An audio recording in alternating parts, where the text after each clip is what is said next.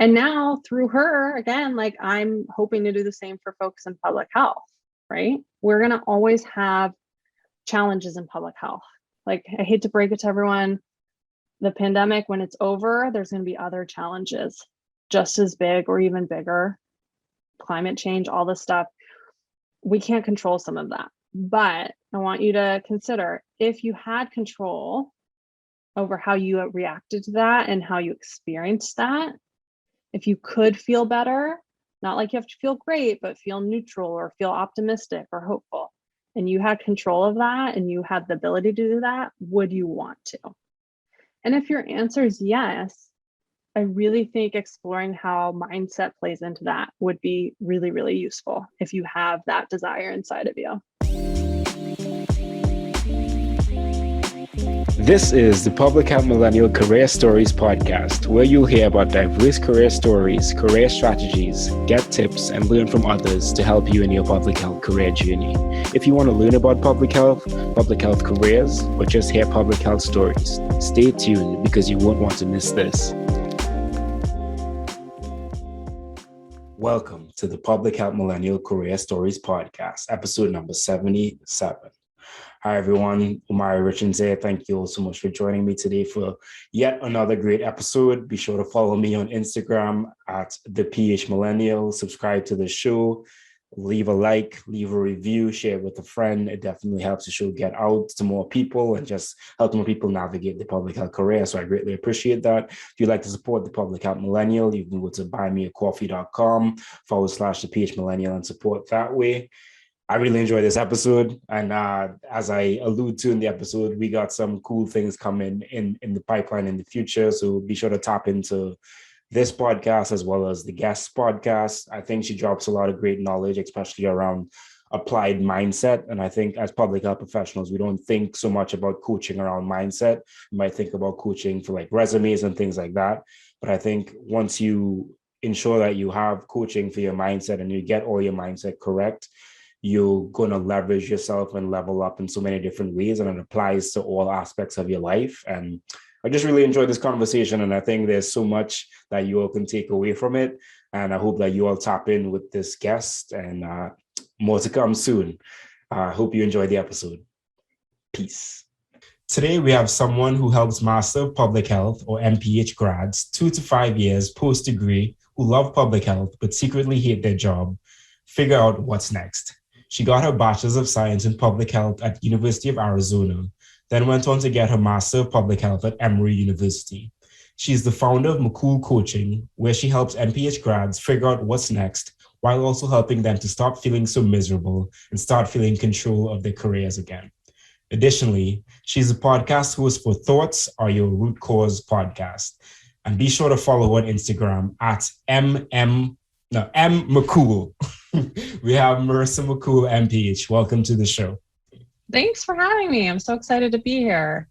Yes, my pleasure. I'm glad that we were able to connect a couple weeks, maybe a couple months back now. And I know that we have some exciting stuff that's brewing on the back end that people are going to find out in some time. But I'm glad to have you on the show as always. That was a good little teaser. I like that. Yeah, stay tuned, y'all. It's exciting. Exactly. Be sure to stay tuned and subscribe to my podcast as well as Marissa's, because we got some cool things coming down the pipeline. So how are you, and how you been coping during these times?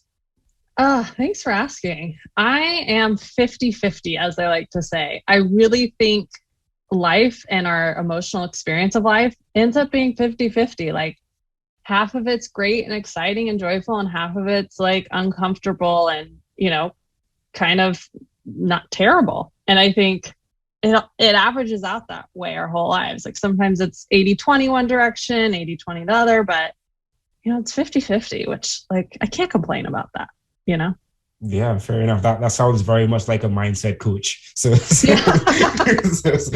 Right on brand there. Yeah. Exactly. And I look forward to talking more about that. But I'm glad that you're 50-50 and doing well for the most part, and that we can connect and chat. So tell me, how do you identify, and then tell us a little bit about your personal background. Yeah, so I use the she, her pronouns. I identify as white, but I'm also Arab, which I'm very proud of, and have my own journey with my identity, which I'm sure that could be a whole other episode. But I grew up in Lake Tahoe. For those who aren't familiar, it's on the border of Nevada and California. Grew up on the Nevada side. But currently I'm in Oakland, California, and have been here for about 4 years. Also lived in Tucson, Arizona, and Atlanta, Georgia. So, different places across the US I've called home before. Yeah, absolutely. What ancestry from the Arab nations are you from? Yeah, so my dad's family is Lebanese. So my was still trying to piece together the history because Lebanon has a history of conflict. So a lot of what we know, there's missing pieces in the family tree. But as far as what we know is my great-grandparents immigrated here in their teens, leaving religious persecution. And my grandfather ended up being born in Mexico City. And then they ended up settling in Texas. So, as I've grown up, I've tried to get more connected to my Arab identity. I went to Lebanon 2019. And so it's been a journey of like coming to know my identity and my family history. And there's still a lot of big holes, but it's a journey, I think, for all of us. It's part of who we are and trying to figure that out.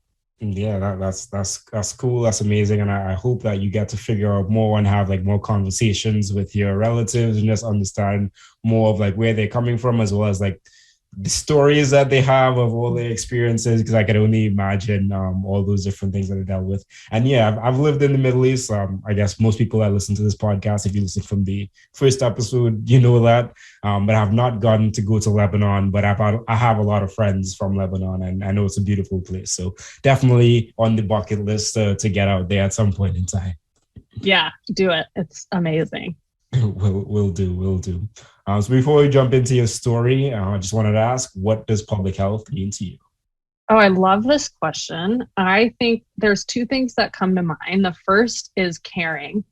I think that's the first word that comes to mind. I think public health is about caring for people, caring for communities, caring for our families, ourselves, the planet. And I think the next piece is community. I think, especially, I grew up in America, and I think in America and other kind of what some may call like Western societies, there's this like notion of individualism. And I think I loved public health because it kind of went against that and was about community.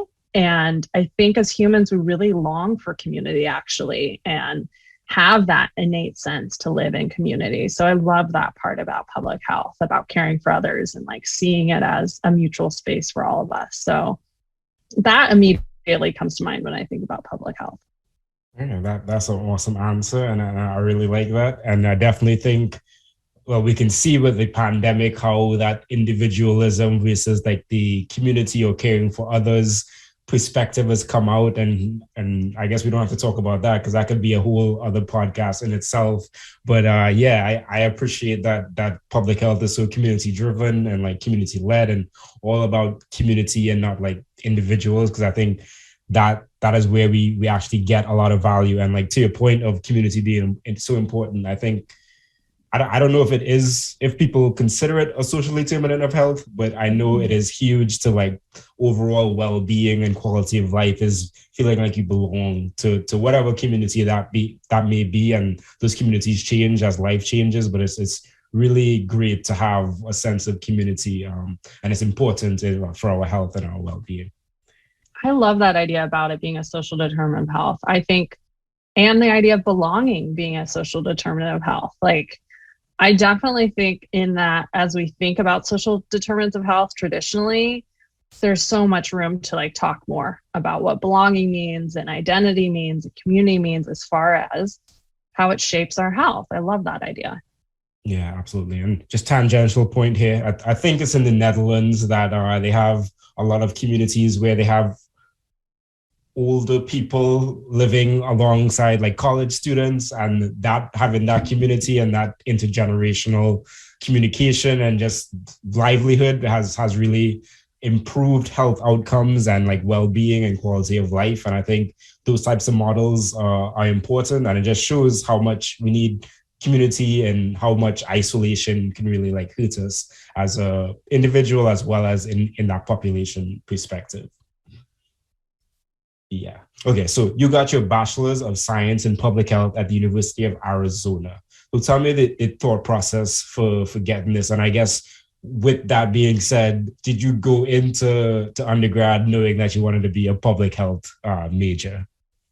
Yeah. So I think a theme throughout my career, and now I'm coming to just like, this is part of life, is like, there are challenges we choose and challenges we don't choose, but we face. And so when I think about my career in undergrad and grad school, I kind of think about it that way. So I originally wanted to go to University of Washington, but in high school, I ended up getting I didn't know it at the time, a body-wide psoriasis outbreak. So for folks who aren't familiar, psoriasis is like an autoimmune disorder, and there's like thick, patchy skin spots, kind of like eczema, not quite the same, and it was my whole body. And essentially it was, doctors were like, either if you go to Washington, like you'll have to be in a tanning booth, sun exposure is one of the best things for this, or have steroids be the treatment, which I didn't want either of those.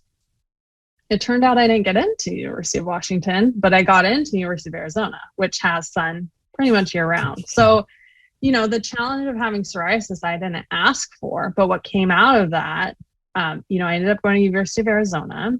I originally, let me backtrack. In high school, I wanted to be a doctor, which I think many people in public health come to public health through this direction. And I actually went to medical camp, as like nerdy as that sounds, in high school, where you learned about, being a doctor and what it's like and all this stuff. And I walked away deciding I don't want to be a doctor, mostly because all the students were talking about how hard it was and how much they had to study and learn. And I had this like huge unhelpful limiting belief that I wasn't smart. So I was like, there's no way I can go to med school. So I was like, forget that. I'll just be a nurse. Like, I knew I loved helping people. I always had that in me. Like, my mom jokingly would always be like, Mother Marissa. I was like always taking care of other people. And actually all my guy friends in high school called me marsupial, which is, an animal that keeps their young in their pouch. So I went to Arizona with the idea of going into nursing, and I did really bad in the hard sciences, like got C's. It was challenge after challenge, and I applied to nursing school twice and did not get in. So I decided to take a leave of absence and do a service trip to Tanzania doing HIV/AIDS education.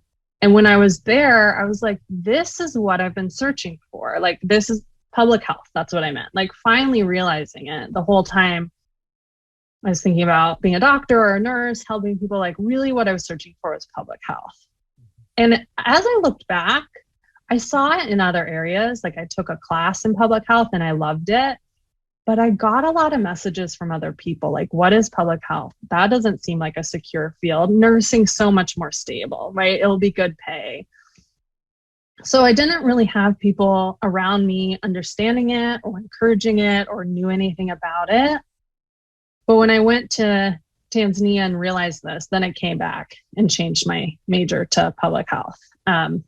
And maybe when we get to grad school, we'll talk about my reflections on that trip to Tanzania and some hard lessons I learned from that. But that's basically how I ended up in public health and doing my degree at Arizona. Okay, well, awesome. Thank you for sharing that. What is the timeline for you going to Tanzania? So I took a leave of absence, I think the beginning of my junior year in undergrad. Okay. And went to Tanzania for a semester, and then came back second semester of my junior year, switched my major, and then I ended up taking a fifth year to finish my undergrad degree. Okay, and I don't think that's not very atypical. I think that's pretty normal for people to take 5 years to finish a degree. It took me 4.5 for anyone that was wondering. I graduated in December. So you also had a volunteer position when you were in Peru. Was that before Tanzania or afterwards? Yeah, so that was after my freshman year, I went to Peru only for a couple weeks. We were volunteering at Mother Teresa's Home for the Dying. Um, yeah, and that was, I didn't really wasn't the public health awakening. It was a good experience. But if I'm being totally honest and transparent, it was definitely one of those experiences where, and I don't necessarily think these are great. Like now, what I have come to really learn about the concept of white saviorism and, the US or folks from the US going to other countries and trying to save them, all of those issues, which I learned about later and had to face the truth of my involvement. I think that's what that trip was, right? Like I went down there, I volunteered for a few hours, I traveled around, I had fun, all that stuff, but was the overall mission of that work really sustainable and really of use and in service to that community? The hard answer, I think, is probably not, unfortunately, because, it's just not a great model. It's really a form of white saviorism. So similarly with Tanzania, I kind of had to learn that and face that truth and was called in about that and really did some work to uncover and address that part of my career path. Yeah, well, thank you for sharing that, because I think it is important, especially in these global perspectives. I think a lot of people do get that realization after they do go to these places and they see that they're just dropping in, doing work and kind of leaving, maybe not having that community connection, maybe not, as you said, not having that sustainability built into it, or like looking out, how is this impacting in the long run type of thing. So yeah, and just so people are clear, you went to Peru for Mother Teresa's Home of the Dying, and you were international volunteer at Cross Cultural Solutions. And then for Tanzania, I'm not going to try to say the city because I think I'm going to just butcher it, but you are HIV and AIDS educator at Support for International Change. So tell me about that process. Like, I guess even though that you don't really like approve of it and whatnot now, what was that process like for you? Firstly, had you left the US prior to that trip outside of Peru? Yeah, I had been with family to England and, nothing for work or nothing major. So I do think and I think it's important to talk about. I think this is what happens a lot of times in college is like my friends were going to study abroad and I do have a service like heart. So part of me was like, that sounds great, but I want to be of service. And that sounds reasonable and harmless. And I think a lot of times folks, college or not, maybe high school, my sister did a similar trip in high school. When they have that perspective, there are plenty of options put in front of them if you just Google it. I think what we need to talk about is what are the questions to ask of those organizations and of those trips? And I didn't have those skills. So basically what happened was there was I don't remember exactly, emails, pamphlets on campus, recruiting students to go on this trip to Tanzania. The organization that ran it was started by University of Arizona graduate students. I don't know if they were graduated yet or not. And I looked into it, I was like, oh, that sounds cool. I'm really interested in HIV AIDS. I took a class on it, sounds great. You interview, you apply all this stuff. But I didn't have the knowledge or the skills to know to ask okay, how do you work with the local community? What is the sustainability? I go there for 4 months, but what's the long-term sustainability?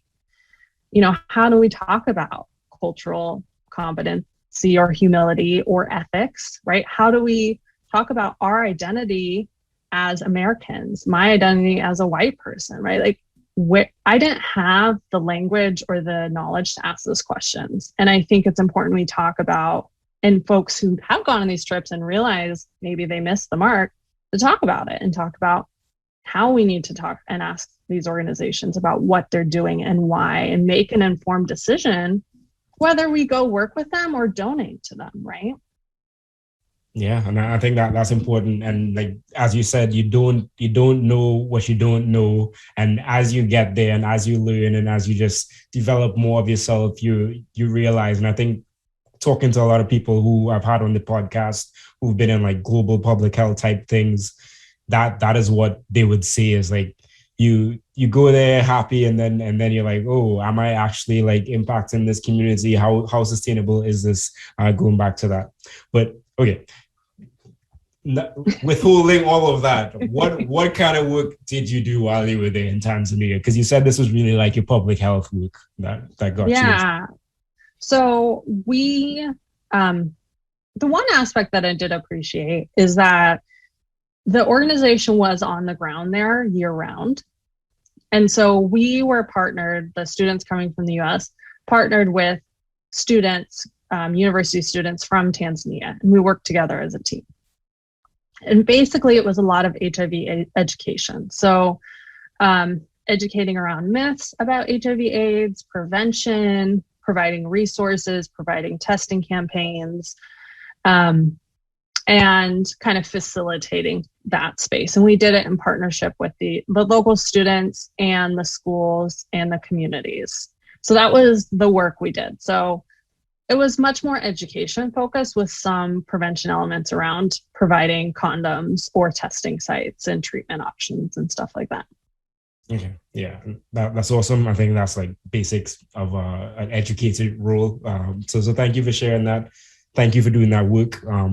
That must have been cool regardless of it, like just getting to meet those Tanzanian students. They probably have widely different perspectives and lives and lived experience from yourself, and just being in that space I think would like just teach you a lot and maybe like humble you a lot in a lot of different ways as well.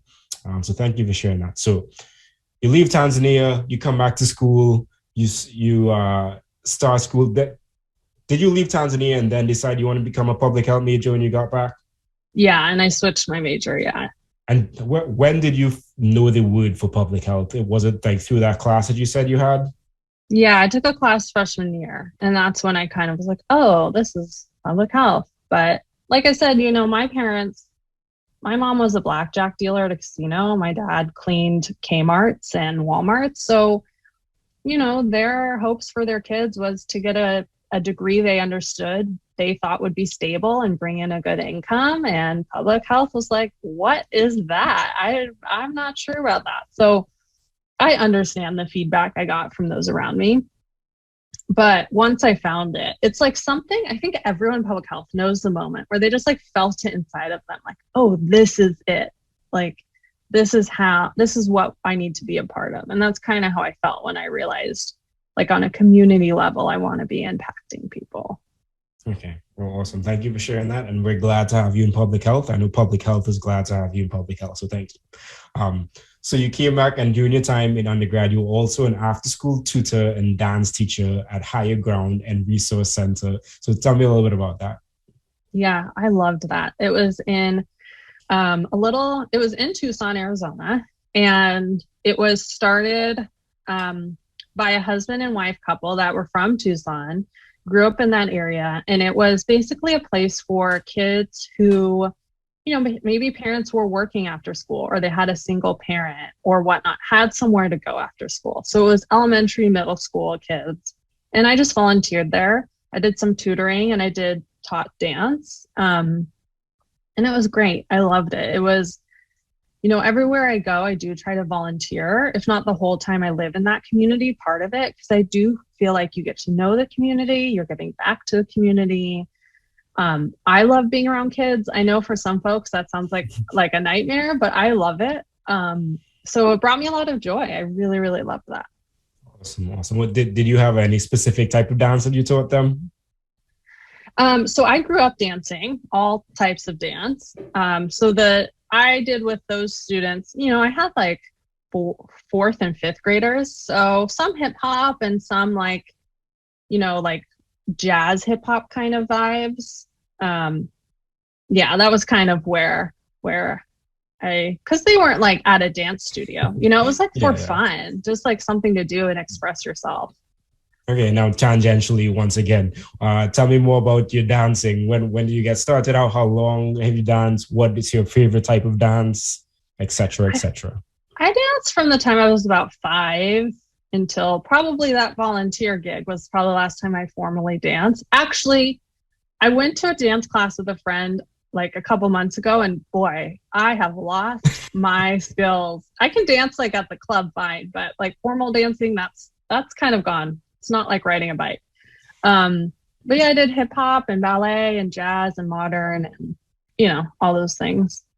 Okay, awesome. So if anyone is listening and they do dance, don't stop dancing because it's not like riding a bike. Yes, exactly. Awesome. And then also during your time during undergrad, you were administrative and direct services intern at Emerge Center Against Domestic Abuse. So tell me a little bit about that one. Yeah. So the other thing I realized in Tanzania is that the area of public health I really wanted to work in was violence prevention, particularly intimate partner violence and sexual violence. That was something that came up a lot in the community when I was there. But honestly, as someone who was socialized as a woman, identifies as a woman, I've known my whole life that, violence against women is a reality. And that, that is something that, growing up, you just know. So I realized preventing that was something I was interested in. So when I got back to Arizona and switched my major, I looked for opportunities to get into that. So the Emerge Domestic Violence Shelter was one of them. It was in Tucson.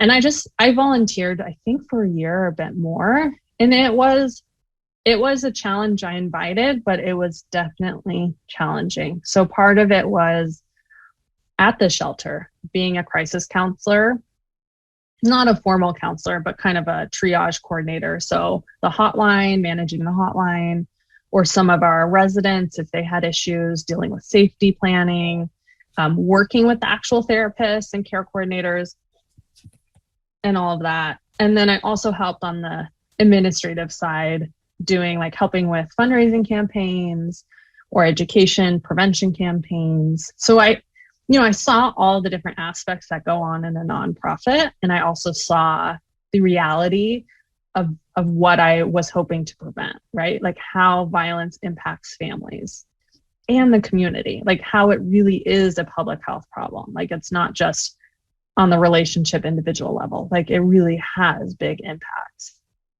Okay. That's awesome that you got to do this work that you thought was very important, that you saw it like in your life. And I think it's still an issue today. I'm not going to dive into that because that's another wormhole.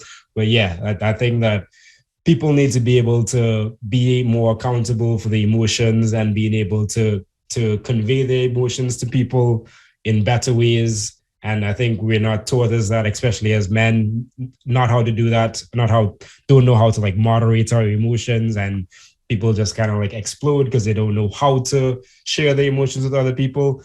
But anyway, I'm going down a tangent that I don't want to go down, and I'm going to stop right there. But yeah, everyone take time to be more emotionally intelligent, because I think it's a huge skill. It's one that I feel like I've worked on a lot over this pandemic.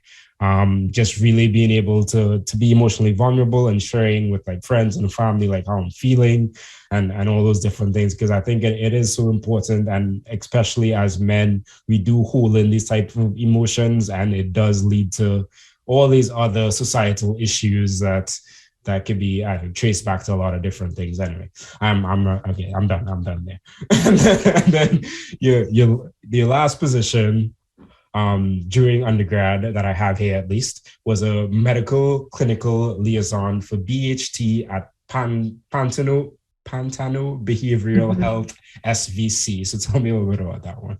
Yeah, so that was actually right after I graduated. So I had my bachelor's, but every public health job required a master's degree. And I was like, I knew I wanted to go to grad school. I wanted to take a year to apply and study for the GRE. So I needed the job. And this role kind of was a good mix, because the domestic violence stuff, even though it was public health in a lot of ways, it was also direct service, right? So the behavioral health things was somewhat similar. So my role really was working with a variety of families who had kids with a variety of mental health and behavioral health issues, from autism to ADHD, spanning the whole spectrum, and severity spanning, the spectrum as well. And I worked with the kids and their families on basically managing their care. So I sat in on their appointments with their psychologist, psychiatrist. Well, private therapy didn't, but like medication discussions and overall like family check-ins, I sat in on that.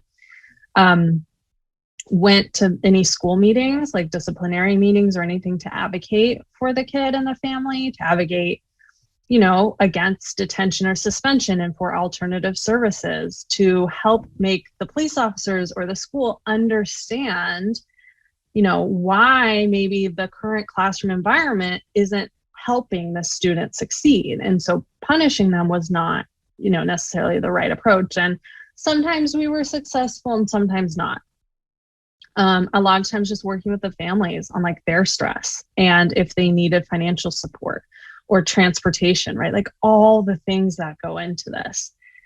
It was stressful and it was hard. It was also really rewarding. And I'm so grateful I had that experience, because in public health, oftentimes you're farther and farther away from the communities you're trying to serve. So having that really intense experience working directly with the community, not just on their mental health, but on all these social determinants of health, was like the best gift I gave myself going into grad school. Because in grad school, everything I was learning, I had a point of reference. I really had something, to connect the theory with the reality. Yeah, and I think that's awesome. And I think that's what I get from a lot of people who say that they've taken like a year or a couple of years or worked in between undergrad and grad school, is that they're able to reflect and use the experiences that they have actually done and relate it to the work that they're doing. And I think that is fundamental in like helping you solidify concepts and different frameworks that you are learning throughout that process. And I could only imagine that type of work being very hard, and the ISS in school suspensions and OSS out of school suspensions that still happen today. It's kind of ridiculous. And I know, like my organization, we recently worked with another organization that's helping push those out of school suspensions and in school suspensions into like agricultural programs and types of things like that, where kids are being able to use their hands and learn how to grow their own food and learn about all those processes and things like that. Because as you said, there are a lot of different stressors that those families and those family units deal with. And as you said, like they mightn't be able to respond in class a certain way, or they're acting out a certain way, maybe because they didn't eat, or maybe because they're just not being heard at home. And this is a place where they can actually act out, and people like maybe punish them, but they see like people are paying attention to me, or whatever the case that might be. So that in itself is like very, very huge and important work. So thank you for that. I wanted to ask you, did you have any other takeaways from undergrad? Other takeaways from undergrad. I mean, I think the biggest lesson I learned in undergrad, I went into undergrad with this idea of like exactly how my career was going to play out. And those rejections from nursing school like blew that up. And that has repeated over and over in my career. And so like that was the first lesson of, you can have a plan, but like it's going to change. And that's okay. In hindsight, often you're super thankful for that. Absolutely. And I think like the plan is good because it gives you direction, but like as you said, you can figure out other things while you learn and get more experiences. So I think that is a great advice, or another takeaway that you shared there. And then to give me a little more, and everyone else I guess is listening to you all too, sorry, more context. How long were you in your medical clinical liaison position before going into MPH? Yeah, it was a little over a year. So I got the position after I graduated in the spring, May. I studied and took my GREs in the late fall, which was a lot of work for me because I'm not great at testing or standardized testing. There's a whole host of issues with standardized testing that we don't have to get into, but I definitely am someone who have felt the challenges of them. In the spring, found out where I got into, where I didn't, and then, left that summer to go to Emory. Okay. Awesome. Also, just thinking about everything you said just now, I want to say shout out to your parents for putting in that work to give you the opportunities to where you are right now. And I'm guessing that they're very proud, even though they might not have known what public health was in the beginning. I'm guessing that right now they are happy with where you are in your life and in your career. So shout out to them. Yeah, I mean, they still can't quite explain what I do. I don't think they've ever been able to. Then that's okay. Yeah, You know, that's that's a reality of the field. yeah. Yeah. Okay, awesome. And I think you said during undergrad you were thinking about doing your masters of public health, or when did the thought of doing like a masters or masters of public health come into play, or was it just because you saw that all the jobs that you were trying to get required a master of public health? Yeah, that's a good question. So on my trip to Tanzania, one of the other students that came with, I don't remember if she had just done her MPH or was about to, but she really helped me like get a better understanding of public health. And when I changed my undergrad to public health, we met up quite a bit and she talked me through. And I mean, I don't love the word mentor because it's kind of formulated this idea of like a formal relationship with someone who's like in a position of power and all this stuff. But, you know, she, very close to my age, was one of the most impactful influences on my career because it was an informal relationship where there was a lot of trust and like just natural friendship. And she taught me so much and helped guide me when I didn't have folks. You know, my parents didn't graduate from college. So it's like navigating that was hard enough, let alone thinking about grad school. So she helped me understand, you know, MPH is the next step and what it's like to apply and what you need to consider for scholarships and all of that stuff. So, you know, she was one of the most impactful. So I think when we talk about mentors, I think that there needs to be a little bit of a shift to just like, who are the support systems in your peer group? Yeah, absolutely. That can serve as a mentor. Yeah. Yeah, that is awesome. And I'm glad that you mentioned that. And to that point of seeing that there was someone near your age, near your experiences, who probably just had a little more knowledge around these things, and they shared that with you. I'm seeing that to say, like, many of you are listening to this podcast might be a little bit ahead of someone else who just needs that mentorship or that thought partner to just talk about these different things. They mightn't have parents or friends or siblings who went to college and all these different things. So there are a lot of limiting beliefs in their minds, and just having that person there to help them think that through and know that it's possible for them too is hugely beneficial.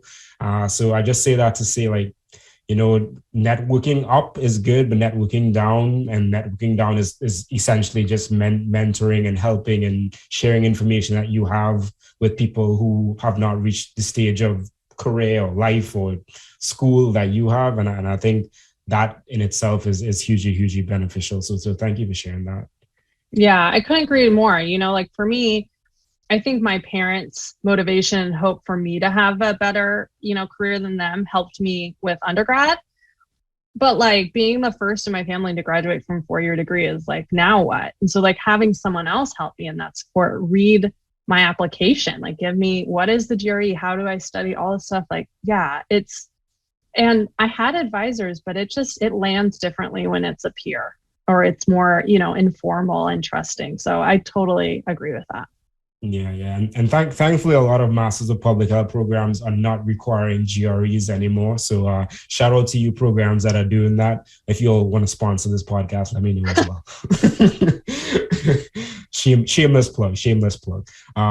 So you do this medical and clinical liaison position for about a year, and then you apply for your Masters of Public Health and you get into Emory University. Did you apply to other schools as well? I applied to Arizona, which is where I thought I would go because it was like they had a special scholarship program since I was from Nevada. So I was like, oh, I'll go here. And one of the like foremost best known researchers in sexual violence prevention taught at the School of Public Health. So I was like, perfect. But I still applied to Emory and Boston University, didn't get into Boston.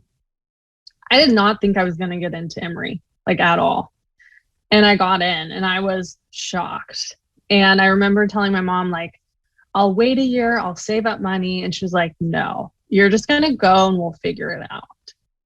And I think staying in Arizona would have been totally fine. I think I would have gotten a great education.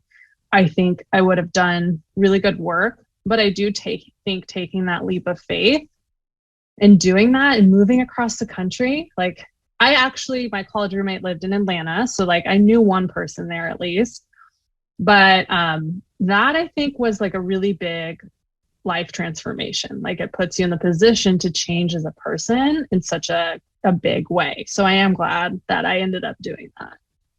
Okay. Yeah. And I do think there's a lot of value in like stepping outside of your comfort zone and what you know and stepping into a new place and getting more perspectives and things like that.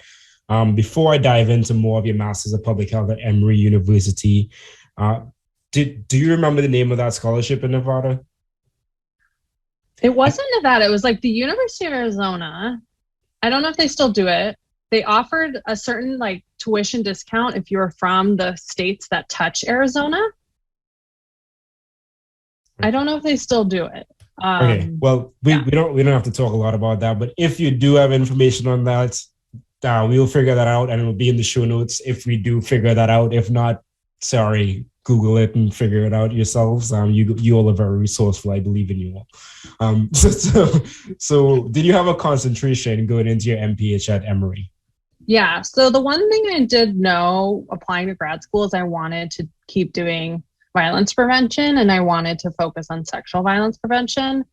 The thing is, like, a lot of schools of public health don't have a concentration on that or on violence prevention at all. Like, a lot of the programs to like study and learn about violence are psychology based. So it was like looking at what schools had faculty who did some research, either in intimate partner violence or sexual violence or gender-based violence, which is more the global perspective. So Emory had a few professors, a couple of which were global, like gender-based violence. One of which was more domestic, looking at intimate partner violence, mostly among same-sex couples. And then Boston University, I think there were some, I don't remember, but I'm sure there were, which is why I applied. So going to Emory, I knew based on that I would be in the global health department and focusing on sexual and reproductive health. And then they had a brand new graduate certificate. I think I was the first graduate who got it in injury and violence prevention. So I kind of made my own concentration. I was like, okay, sexual and reproductive health, understanding that aspect, getting some violence prevention, finding the faculty who do this work, trying to take classes where like experts from CDC who do this work will be guest lecturing. Like I really tried to forge my own path to be able to study, and any class project I could make it about violence prevention or sexual violence, I did to try to further my education in that, because it wasn't a formal concentration. Yeah, and yeah, I like that. I like the utility. I'm glad that you share that, because I think a lot of people out there might want to do something that is not a specific concentration. I think the concentrations get broken out into like 6 main categories usually. And a lot of times it's like broad categories, almost like epidemiology or biostats, which is a whole different conversation of concentration, but that's like more specific, knowing you want to do those types of things. But as you said, you were able to form your own type of concentration and build out what skill sets you needed, as well as, I think it's so important, like all the projects and things that you get in school, they literally, for the most part, give you the ability to choose what populations or what different things you want to do. So if you want to dive into violence prevention, it's continue to learn more and do more in that, and you'll become more of an expert as you go. There was a question that I wanted to ask you, but I cannot remember, so we're just going to move on. So your first position, God, I wish I remembered it. Okay, so during your time at Emory, you were a graduate teacher at the Emory Pipeline Program. So what is the Emory Pipeline Program, first of all, and then what did you do as a graduate teacher? Yeah, so that was a program the medical students and school public health collaborated on, and basically they worked and brought in high school students in Atlanta and basically did kind of after school education in STEM. And most of what I taught around was sexual and reproductive health and even consent and things like that. And I loved it. It was really, really great. It was a great opportunity, again, to connect with the community that I was new to like further teach and educate, which I also love, connect with other students on campus, and think about the pipeline, right? Think about how, we can start teaching kids at younger ages about opportunities in science and math, and think about what kids aren't explicitly taught that. Like for me growing up, I think one of the reasons I thought I wasn't smart enough to go to medical school is like, I didn't really have any examples of female doctors or any direct messages encouraging me in my math and science abilities. So being in a program like that, where it's like, let's explicitly let all these kids know they are capable of doing this and expose them. And if they're interested, give them some support to, find this path. And they had other opportunities. I think they had other tutoring or help applying to college. Like there were different kind of teams that worked with the students throughout the year. Okay, that's awesome. And I think as you alluded to, it's so important to just get exposure to new things and have those representation, or just people saying that you can do this, and seeing people that look like you or are similar to you, come from the same place as you, do these things that you maybe think are like impossible. I remember my question. So my question was, so you said that you were looking into Emory and Boston University, looking at like experts in violence prevention. So how did you go about doing that research to see, okay, these schools have these professors who are doing this type of work? Was it just like a Google search? Was it reaching out to someone? How did you do that? Yeah, so I went to every school of public health's website, the big schools, and searched for like sexual violence or intimate partner violence, saw which faculty worked on those projects or which faculty in their bios said that was their expertise, figured out what department they were in. So I find I've worked with prospective grad students since, and I find there's kind of two camps generally of folks who reach out to the advisors, go to visit day, are in person, and folks who don't. And I was in the camp that didn't. Like I didn't talk to advisor, I didn't go to visit day, but I did a lot of research on my own. So that was one of the things I did and saw, okay, do they work on these projects? How much? Is that an area of their expertise? Do I think I could work with them? Okay. Yeah. Thank you. I think that in itself is very helpful to people thinking about going into Master of the Public Health program. So I appreciate you sharing that. And then also during your time at Emory, you were a graduate research assistant at Morehouse School of Medicine. So how did that come about? And then what do you do? Yeah. So I think it was my first year. So the way Emory did it at the time was your practicum or your summer internship.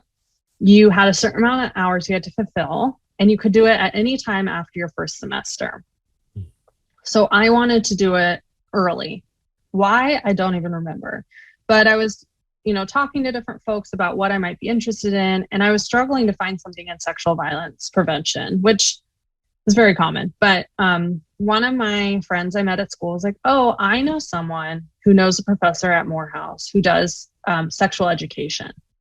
I could set up a meeting. So I went and met with her.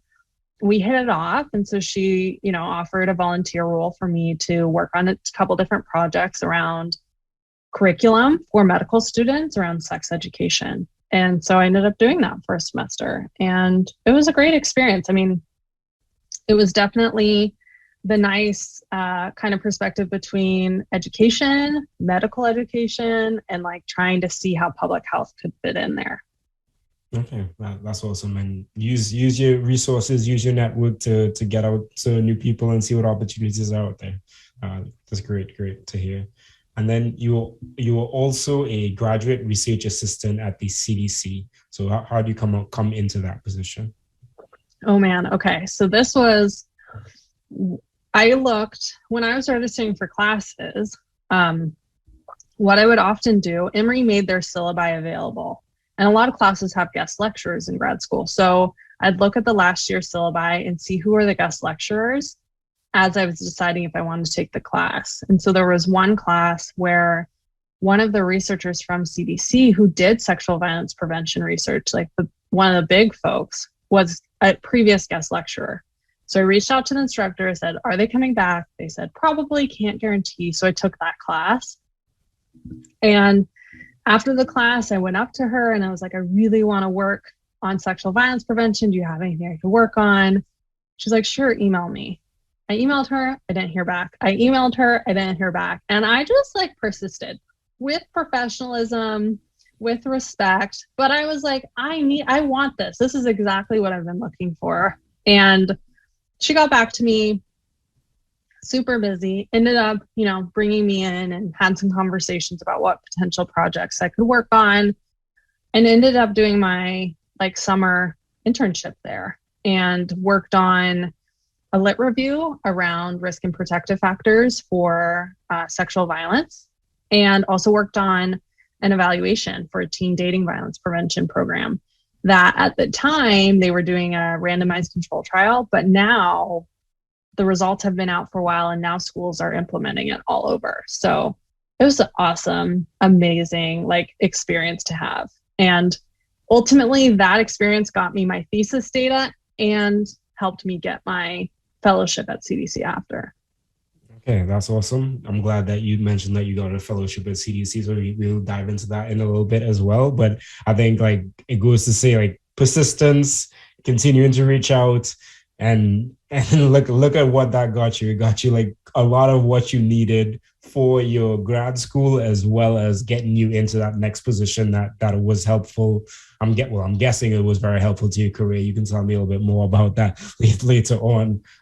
So that's awesome. And yeah, a lot of people are afraid of those no's or those no responses, but you're going to get those. People are busy, especially during a pandemic in public health. So just continue to reach out, continue to see how you can get involved, and just continue to volunteer your services, because you never know what you'll get out of that. So I appreciate you sharing that as well. And then another position you had during your time at Emory was an evaluation associate at Rawlings School of Public Health, which is in Emory. So tell me how do you get that and what you do? Yeah, so that's my second year. They have an internal job board and I saw this position. It was working on kind of a sexual reproductive health evaluation of sexual reproductive health services in the South and expanding them. I had a classmate who worked on the project the year before. So I was like, hey, what's it been like? And it was great because she gave me tips during the interview. She's like, who you're interviewing with, if you ask to take notes, she'll be really impressed because she loves that. She gave me little tips and I ended up getting it, and I worked on it for a year. And that was really great. Here's the thing. Even though going into grad school, I had this vision of violence prevention, I really thought I was going to be kind of a traditional, my idea was I'll go get a PhD and become a faculty member doing just straightforward exposure outcome research. Realized pretty quickly that that is not what I wanted to do. And I did not want to get a PhD and I did not want to be a faculty member. But taking this evaluation job, I realized I actually loved evaluation. I loved this idea of indicators and measuring things and thinking about how do we talk about impact and how do we measure things when we can't measure direct impact? And my role was really thinking about the context in which programs are implemented. So what's the political context? What's the changes in the community? What's the kind of context around the school system and all these other factors, and how do they play into it? So it was a really great experience. I would have never thought evaluation. I probably didn't even know really what that was, but I loved it. And then that ended up, what you were talking about, having direction, I think of as you have a map, and then maybe you get somewhere that you're like, oh, I'd rather go that direction. And it's okay to turn your sails and go that direction. That's part of it. So that's what ended up happening. I was like, oh, this evaluation thing, I really like this idea. Okay. And yeah, I love that. I do a lot of it. Well, I don't do much evaluation now, but I did a lot of evaluation. I help people think through evaluations now more than I do evaluations myself. But I wanted to ask, and I think evaluations are very fundamental to public health, and you learn a lot from evaluation, and it could be applied to so many different things. Huge skill set. Definitely learn it if you can. Definitely try to get some experience doing it, because I think it's transferable to many, many different aspects of public health. Okay. But then the question that I really wanted to ask was, you said that you were thinking about doing your PhD and then you're like, nah. So why was that nah? Okay, so this is something I think many students experience. I was like, after my first year, I remember thinking, how do people in dual degree programs make it 3 years? I was like, this is a lot. This is a lot. And so in my mind, going on to get a PhD and like putting myself through that at that point, I was like, that's not for me. And I also realized, although there's a space for that exposure outcome research and we need that, that's not what I really wanted. I think evaluation was a good space between the direct services and kind of the research space. And it was really thinking about applied impact more than theoretical or more than just running models and seeing.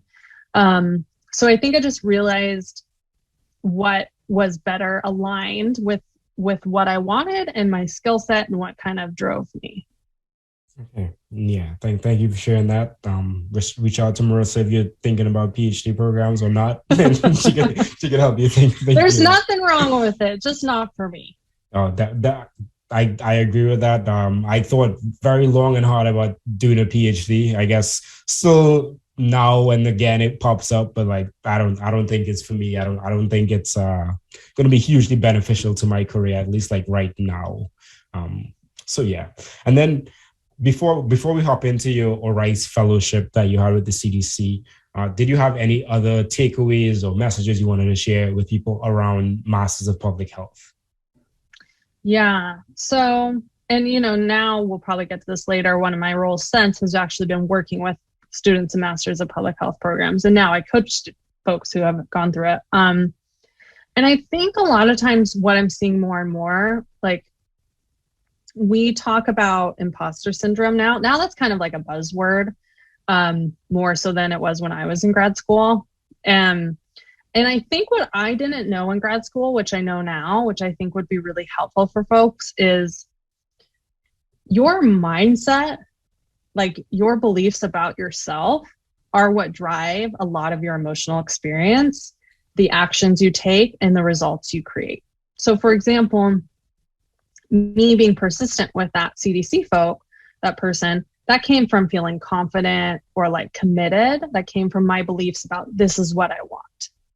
But there were so many other areas in grad school where I didn't have that belief, where I thought like, I'm not good enough, or, I'm not going to do well, or I'm not going to succeed, which made me feel shame and terrible and hide out and not take opportunities. And so I think one of the best investments you can make, and you don't have to do it financially, but in your mind, like listen to podcasts or read books or really like get invested in, how your mindset is contributing to your experience in grad school, because it's a lot. It's a big load. You're specializing. It's very different from undergrad. You might be working. You have to think about capstone or thesis. Like one of the best tools you have in grad school is your mind. So if you can find a way to spend a little time investing in it through learning about it, I think that's the best thing. And I didn't have that formally, but looking back, that would have been so useful. Okay, awesome. Well, thank you for sharing that. That is great insights right there. And before people tell me that I didn't bring this question back up, that I should have brought back up, you said you wanted to talk more about like Tanzania and why, looking back on it, just give your perspectives before I forget.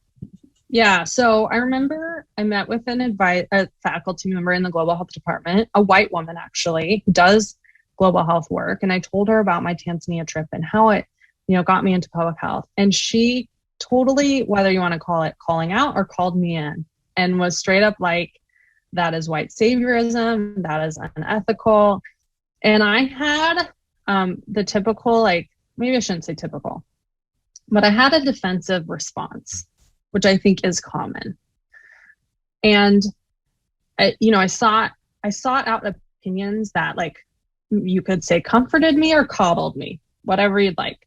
But I am so grateful to that professor, even though at the time I was like, this power dynamic and this is uncomfortable, all this stuff. I'm so grateful she called me out. She planted a seed that started growing because of her, even if for a while I couldn't credit her, because a year into my program, I met with my actual advisor and I was like, I don't know if I want to do global health.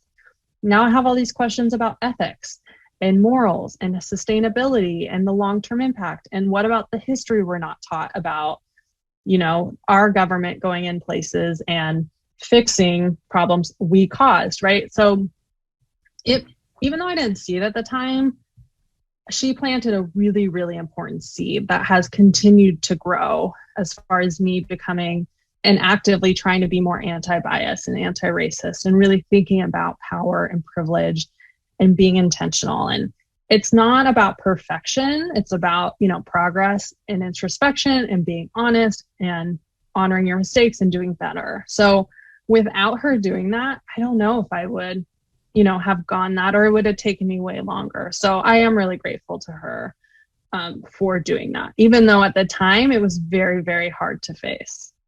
Yeah. I think I would become defensive as well. And I think like that is like a natural way to take it, because you're feeling like, oh, I've done all these great things, went to that place and helped these people.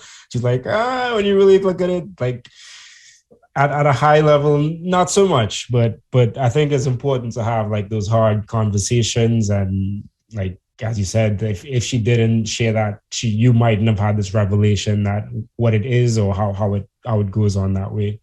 Okay, so because I'm guessing you got your ORISE fellowship before you graduated. I secured it, but I didn't start that role until I graduated. Okay, but you secured it. So you because I want to say, because right now ORISE fellowships it's October, at the end of October, they opened up not too long ago. I'm guessing that they also open up in the spring semester. What was that timeline for applying for you?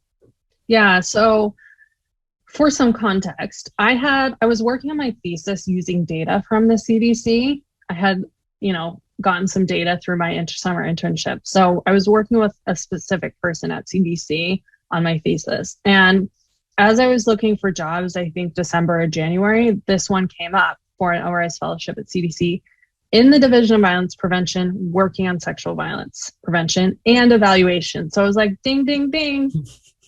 There were two issues though. They were seeking someone with a PhD and they wanted them to start right away. But I still applied because my mindset of like, this is for me, like this is exactly what I want. And I interviewed in December or January. And I remember in the question section, when they're like, what questions do you have for us? I said, so what skills would someone with a PhD have for this role that someone with an MPH wouldn't? And they could not answer that question. Yeah. And I share that to say, I think what happens a lot of times, and this has happened to me in other settings, this is just one experience where I had that confidence. We see something that we interpret as a barrier that might not really be a barrier. And so I just encourage folks, if you see something that might seem like a barrier, to just see, is there a way in? Or is this barrier collapsible? And see, what that mindset will do for you. So they weren't able to answer that. I got offered the job, but negotiated to start when I graduated. And I do think it helped that I had experience as a volunteer in doing my thesis with the CDC in that topic area, because they had colleagues who had worked with me that could speak to my professionalism, my skill set, and all that. So that was a bonus. And I think that's why people always say network, network, network.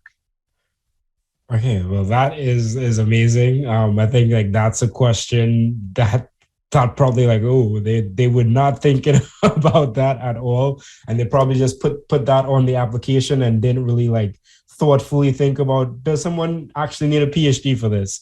And I think you coming prepared with understanding that they are asking for this, you don't have it, and asking like, what is that gap that I need to fill to be successful in this position, and them having no response to that.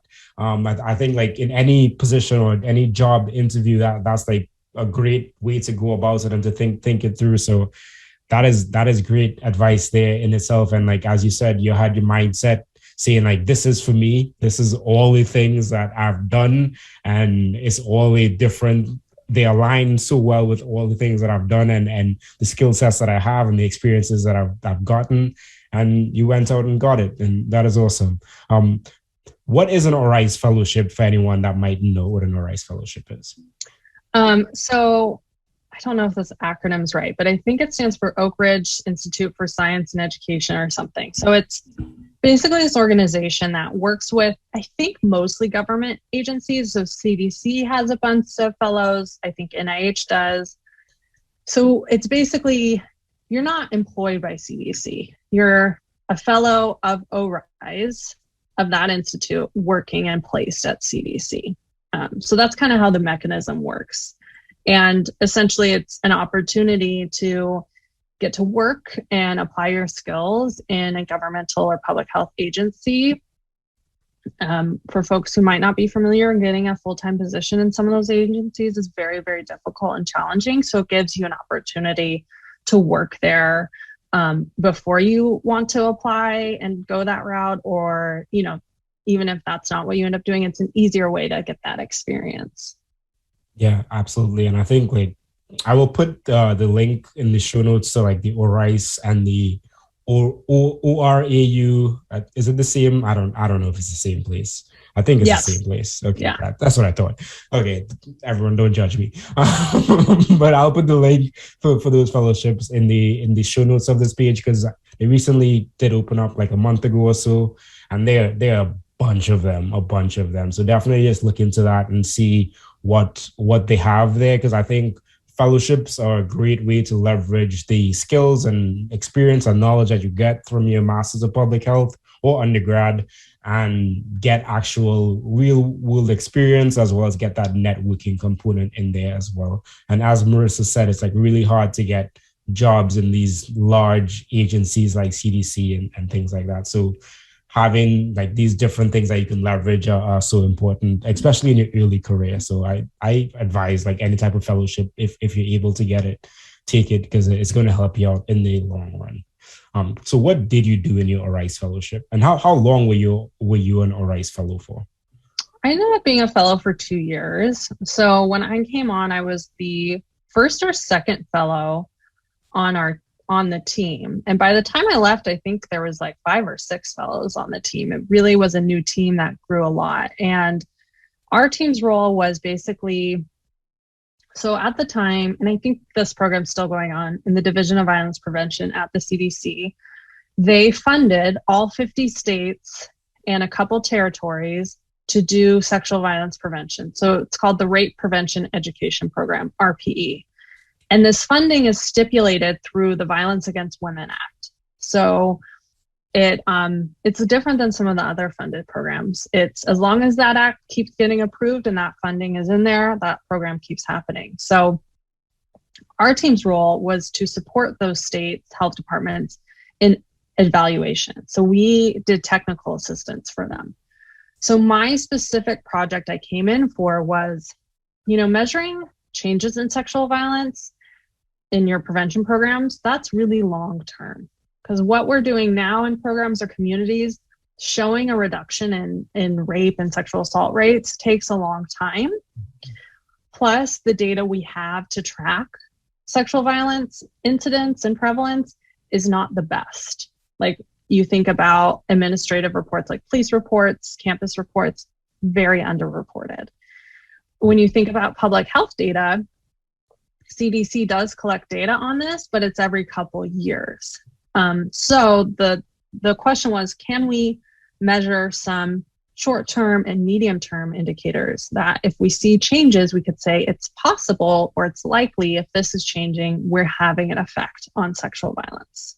So my role was to find publicly available data that these states could use. So, these states are under-resourced, so they wouldn't have maybe the funding to do primary data collection or the expertise to do that evaluation.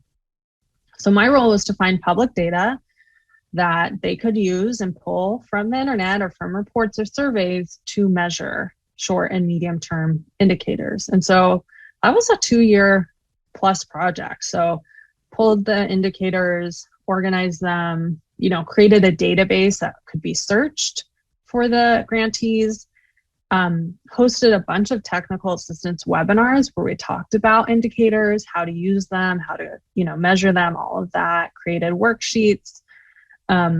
And what's really exciting is after I left, we ended up publishing a paper on it. And that database it created is now publicly facing on the CDC's veto violence website, which is really cool. So that was my main project that I worked on while I was there. Okay, awesome. And if you have the report is available, please feel free to send that to me, and you all can find it in the show notes. So definitely look at the show notes, people, if you have not. Awesome. And then you were also a founding member of the executive committee member at the CDC Fellows Professional Development Collective. So what is that about? Yeah, so I was one of 5 founding members of the CDC's Fellowship Professional Development Collective. We just called it the Collective. This was truly one of the most amazing experiences of my professional career to date. So I started to notice that there were some missing gaps in professional development for fellows. So CDC does a ton of panels and webinars for professional development. But every time I went to one, I was like, they are not speaking to the experience of fellows. You have different experiences if you're not a full-time employee. You have different challenges. So I asked my supervisor and our branch chief if we could do some events for fellows. I think one was a networking brunch and one was a panel. And at the panel, another fellow in the division I had met once came up and said, "This is really great. I want to get involved." And a former other Emory alumna who I had one class with, who I didn't even know was at CDC, came to the panel and was like, "I've been doing some of this in my division. I see the same issues." So we got together on a call. Each of those 2 ladies had a colleague who was also a fellow that they're like, "We're working on this with." So it ended up being 5 of us. And for about a year, we worked to develop this collective. And it was ground up. I mean, it was like, how do we do this? We don't have the same power or privileges or funding. There are legality and limitations. How do we leverage who we know, who are FTs or supervisors? How do we organize? How do we find out who the fellows even are? And it was really grassroots in a sense. We really had to rely on each other. There was many times where this is never going to work.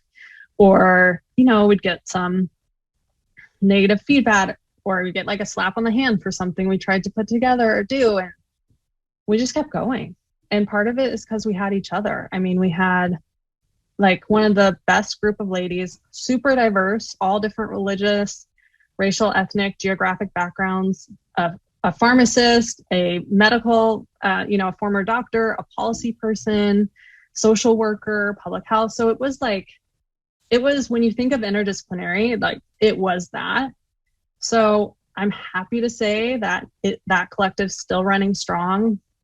Let's see, I left in 2017. So many years later, and it's much bigger, and they have more committees and they do more events, and they have a whole conference they do for fellows. So that is definitely one of the most proudest moments of my career. Yeah, as you should be. That is great that you're able to do this. And I think the main thing that I took from what you said is there are other people out there trying to do similar things and really having each other's backs when things get hard, and really believing in what you all are doing collectively, as a collective. Nice. Is very, very important. And as you said, you all might have stopped I don't think you said that, but you all might have stopped if you all didn't have each other to really lean on and say probably this sucks right now, and then go from there and keep on pushing on. And as you said, this is something that's 4 years afterwards, and it's still going strong. And I think it's so important to identify where you can come together with other people, like-minded people, and actually do work that's impactful, because you're seeing that there's a need or a gap that is not being filled as best as it could be. So shout out to you and those 4 other lovely ladies. I believe they were all ladies. Yeah. And you're right. I think we kept each other going, but here's the other thing I'll say. When you're trying to do something new, whether it's in grad school or in a job, and there are challenges, you have to ride the wave of the times where you see the impact. So sometimes we would get an email from a fellow that says, oh my gosh, I no longer feel alone, like in my challenges. Or we'd get an email after an event where they're like, this really, I have felt really isolated, or I've really struggled, and now I have a community. Like, you have to hold on to that and use that as your like current to take you towards the goal, because there are plenty of things that are trying to discourage you from having that impact in that gap that you're trying to fill. Absolutely. It just takes that one person to keep going, or like that purpose right there to say, okay, this person got value from it. Let's keep doing it, because more people are out there who are going to get value from this as well. So that's awesome. And then after your time as a Rice Fellow, you were the assistant director at UC Berkeley School of Public Health. So just that, like, when I read that, I was like, no way. But tell me a little bit about that. Yeah, LinkedIn doesn't really let you, like, there's limitations, right, in what you can say. So what I was the assistant director for the Center of Excellence in Maternal and Child Health, which also housed the Maternal and Child Health MPH program at UC Berkeley. So I worked there 3 years, and my role was a little bit split between grants. So we were a funded center to do technical assistance and continuing education, and academic. So I was advising MPH students and prospective students and putting events together for them and admissions and all of that. And part of my shift from violence prevention to that is when I was at CDC towards the end of my fellowship, my mom get a call in the middle of the night. She's going into surgery. She has a staph infection. We don't know if she'll live. We don't know if she'll have her leg. And I flew home, and she had a staph infection, and it turned out MRSA.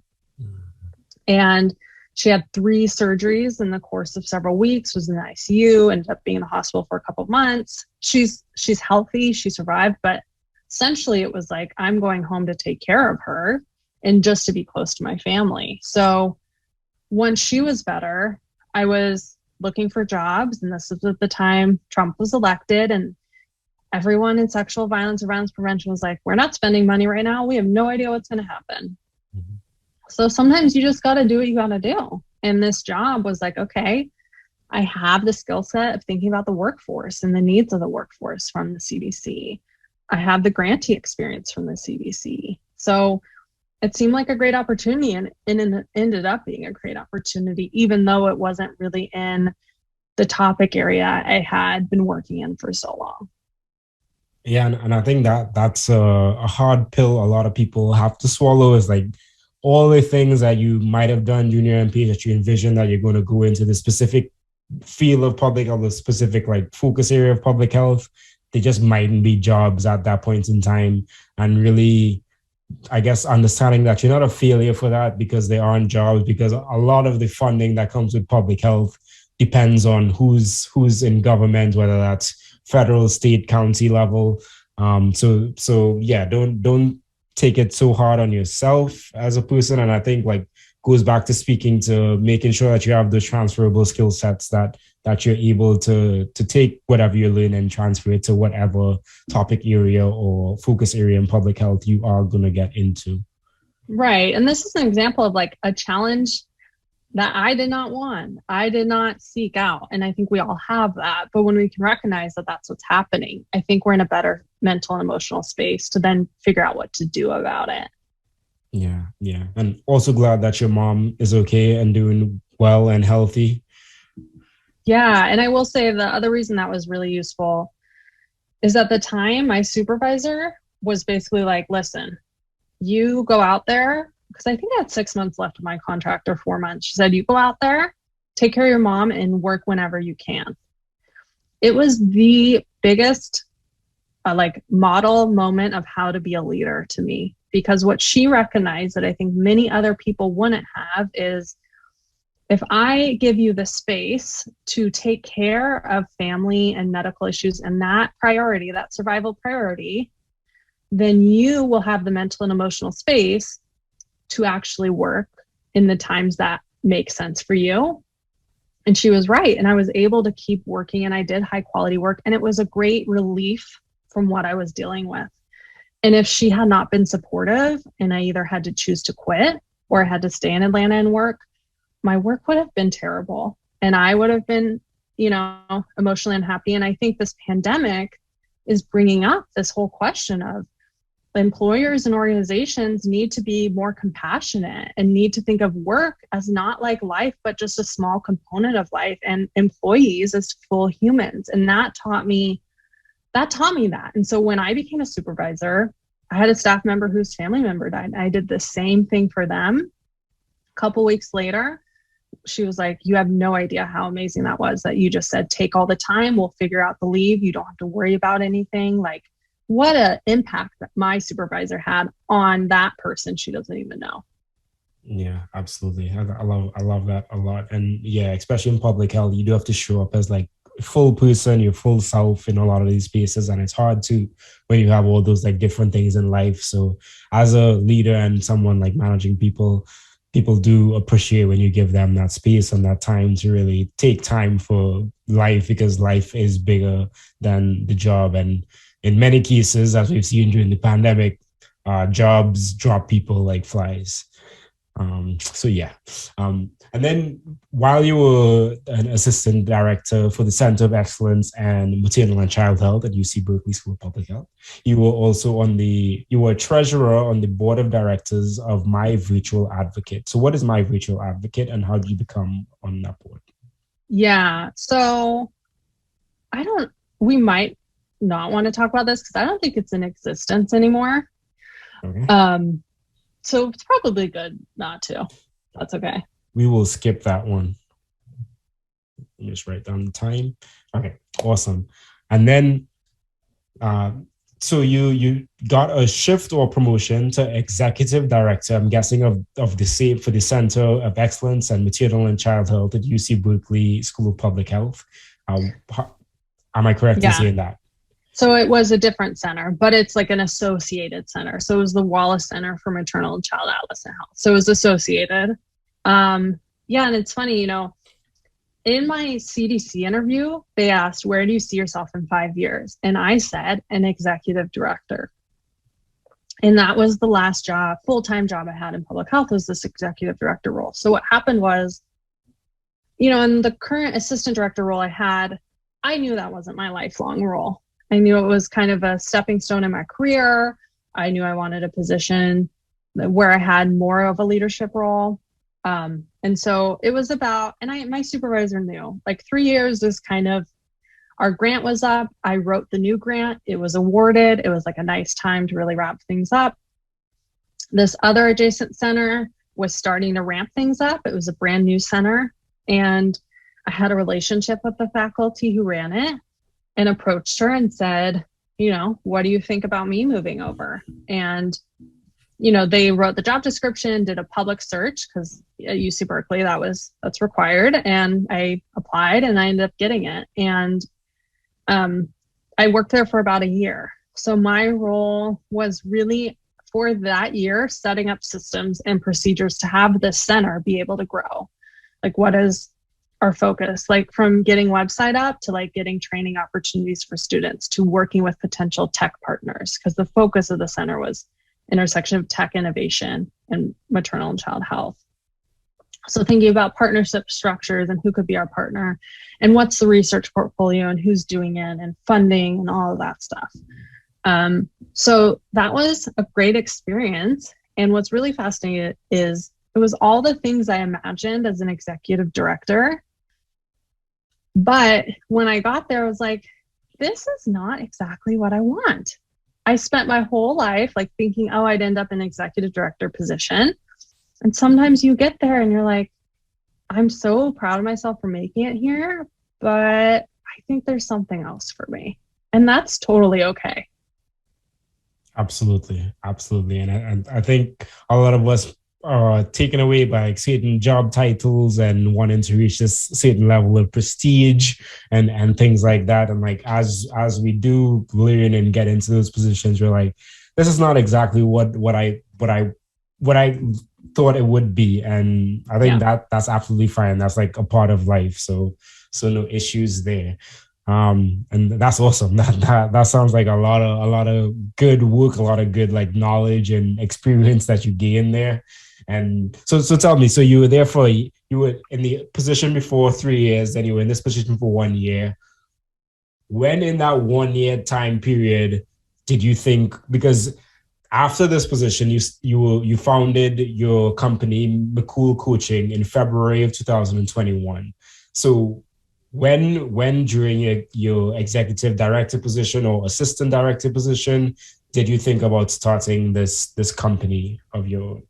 Yeah. So actually, when I first got to UC Berkeley, after my mom, dealt with stuff with my mom, in the first 6 months of my job, I found myself so unhappy and stressed out and overwhelmed and miserable.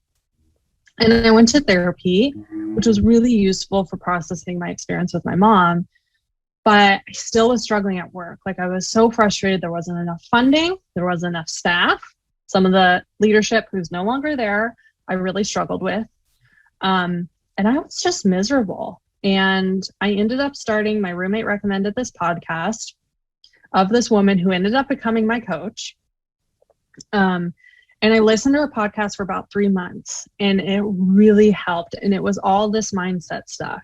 And I ended up working with her for 2 years. And she's, doing that mindset work is the reason that I not only felt better at work, but I actually, like, the workload did not change. It actually probably got more added to my workload, and I was less stressed, and I had more time to relax, and I got things done more efficiently. And it was probably the reason I ended up getting the executive director role that had a huge pay increase, because I changed my mindset. And so, I always thought, like, everyone in public health needs to have this information. I even did a workshop at the School of Public Health for staff. I did some stuff for students on it. My roommate, who also worked in public health, we talk about it a lot. And then, throughout the pandemic, I just kept looking around.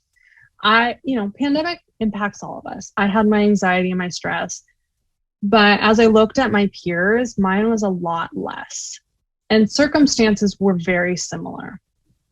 And the only thing I could attribute that to is I had a coach and I had some mindset, emotional tools that helped me. It didn't necessarily help me like think everything's joyful, but to like face the challenges with more emotional resiliency, with having a mindset that reduced my suffering, right? So about mid-year, I went on a coaching retreat with my coach, and I was like, I'm just going to do this because there is a need, a huge need. And I started in the spring coaching, and the more I did it, the more I saw the need. Like, I had clients, I did webinars, I did a course, I did workshops, and it was just like over and over showing me this is needed. And so I ended up leaving. And the time I left, it seemed like a good time for the center. I wasn't leaving them high or dry. And a good time, for me, like, doing a business on the side of a full-time job, you only have so many hours in the day. So it gives me now the opportunity to really do so much more and have a larger outreach and have more time to do teaching that is accessible, right? So I work with clients one-on-one, but I also have a free podcast, or I also do webinars. Like, my goal, this is what I think about, and I have this actually on my whiteboard over here, is like, public health professionals are doing great work in the world, but currently it's at their own expense because they're stressed and they're overwhelmed and they're burnt out, and they were before the pandemic. And so I am truly on a mission to get everyone these tools. So even if there's a pandemic, even if they have a terrible boss, even if there's no funding, they have tools to empower themselves to feel better, or at least feel less terrible, to have more agency, to move, to, whatever they want, to go after it, to like undo some of their limiting beliefs. So I left, and I haven't regretted it since, because it is so needed. I can't get out there fast enough, honestly. Okay. Well, kudos for you, and starting that and taking that leap and realizing that there is this need. And I will touch on it later, but I definitely think you in this mindset realm for public health, I think is hugely needed. Like, as you said, I definitely see that there's that need as well. And I know that we're working on some more things to get this out to more people, and you all will hear more about that in the future. But I wanted you to drop the name of the podcast of your podcast host turned mentor. What was the name of that podcast? Oh, her name's Cara Lowenthal. Am I allowed to cuss on here? Because her podcast title has a cuss word in it. You're allowed to curse if you'd like to. Okay. Her podcast is called Unfuck Your Brain.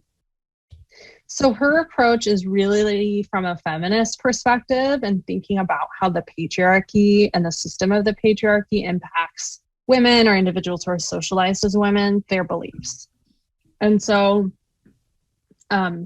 she has really helped me see that part of the lens. And one of the pieces, she adds this too, for sure. But one of the pieces I talk about in public health is like not just patriarchy, but white supremacy or capitalism, or the structure of public health itself, the system of public health.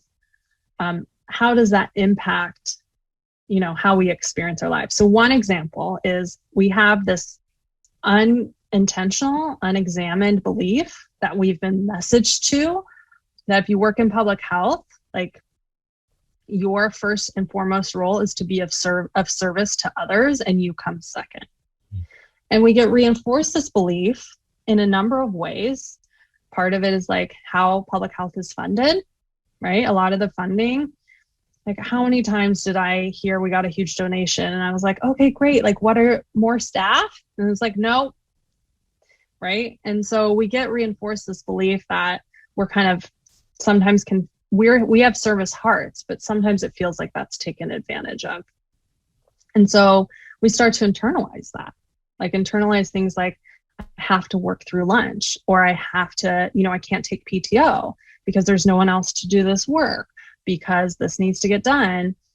And there are structures and systems that need to be fixed, but like to our detriment, we are not taking the power we have to think differently about, okay, there's no one else here to do this work, which actually could mean it's more important I get rest and time off, right? Not less. Same circumstance, it's just a shift in perspective. So I think thinking about where we get our beliefs, how they're impacting us, how they play out in the field of public health, can be really useful in then shifting how you're thinking about your day-to-day and where your power lies. Like you cannot change your boss's behavior. Like I wish I could change people. Trust me, I have tried. We've all tried, right? But we can't. But my power is how I think about that person, right? It doesn't mean I go from thinking they take advantage of me to thinking they're the best person ever. But what if it went from they're taking advantage of me to even if they text me on the weekend, I do not have to let that impact my whole weekend. I do not have to think about that the whole weekend, right? And if you're able to say, I don't have to reply, maybe you are, maybe you aren't, but like, what a shift from I'm being taken advantage of to I'm not going to let this impact my time off.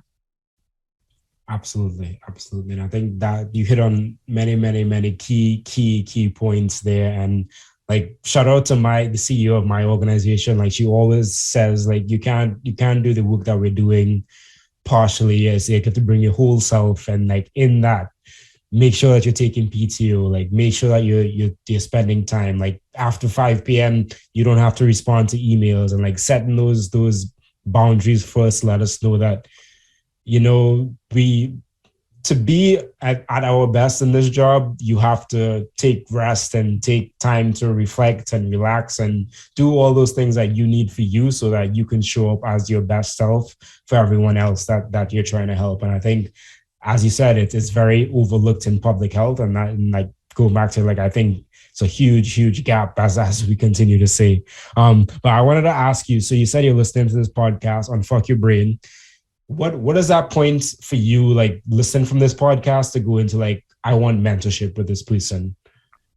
I think it was, I had gotten a lot out of it for sure, but there were other areas in my life where I could see the patterns playing out, where I just was like, I think I need more support.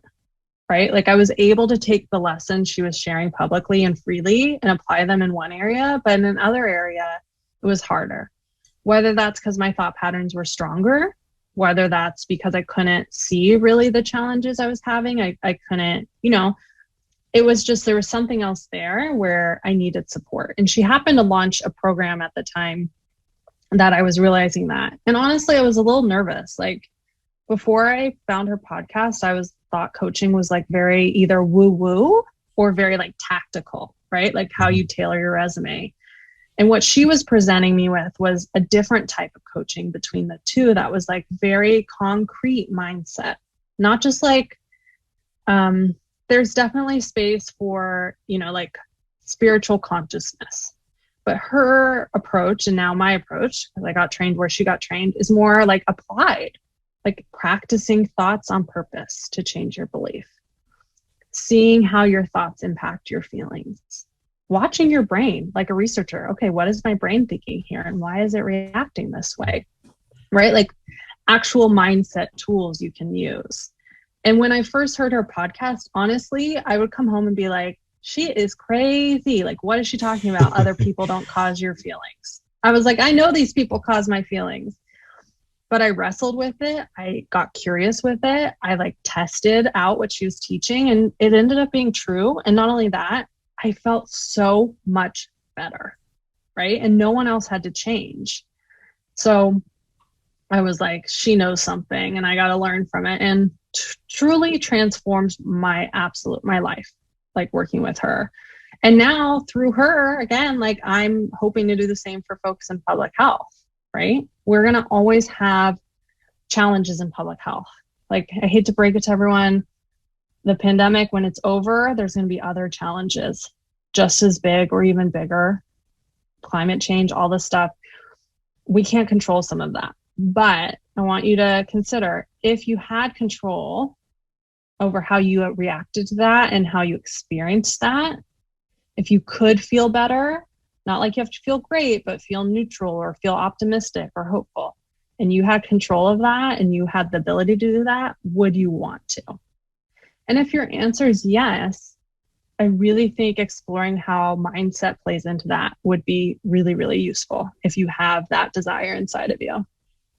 Okay, that is awesome. And I'm glad that you took that step because I know it is a daunting step for many of us. I feel like especially in public health to say that we're shifting from like just passively listening to something to actively like paying or taking on like mentorship or coaching or all these kinds of things. But I think those types of investments in yourself is like one of the best return on investments that you're going to get, because as you said, like you need the perspective of how like just you saying that people don't cause your emotions. It's like your reaction to everything, and that's literally life. and like the sooner that you get to realize that and take ownership of yourself, your emotions, your feelings, your actions, I think we are so much more empowered in that sense. And I think like everything that you're saying there just resonates. And I hope that it resonates with some other people. And they will definitely tap in with you to get some more help and just more perspective and understanding around that. So firstly, where can they reach out to you if they were trying to get like coaching or any other of your services? Yeah, I just want to share one reflection to what you said. Mm-hmm. I think part of the reason that jump is hard is because it's not promoted. Like what you were saying earlier about we're not taught about, like men aren't taught about emotions and how to handle them. That's not taught. And then figuring that out and getting support to do that is not promoted. So I always like to think about it is how much do we hear about the importance of a good education and going to college? If you know the history or some history of the workforce, that wasn't always promoted. That really started after World War II. There was a time period where it was just trade school or not even going to school. And so as a society, we took on this norm of promoting education. What if we promoted therapy and coaching at that same level, which I think is the future? Then it wouldn't feel so scary, right? So just remember that part of that fear is just because it seems a little unknown. And it's unknown, not because it's a bad thing, but just because of what we're promoted and what we're not promoted to invest in. So where folks can find me, Thoughts Are Your Root Cause podcast. It's on Apple, it's on Spotify, Google, and Stitcher. I have a website, McKoolcoaching.com. Come on over, check it out. I have one-on-one coaching, in-depth coaching. We work together an hour a week for 6 months. So it is an investment, but it will truly change your life, like really change your life. I also am developing a new free course for the beginning of 2022. So if you're interested, it's around like what to do if you hate your job or your boss, all of the stuff we're just talking about, actual tools. So there's a wait list, you can sign up. And if you're on the wait list, you'll get in. It's free. It's just so that you have first dibs of hearing about it. So go to my website, the courses page, you can submit your info there.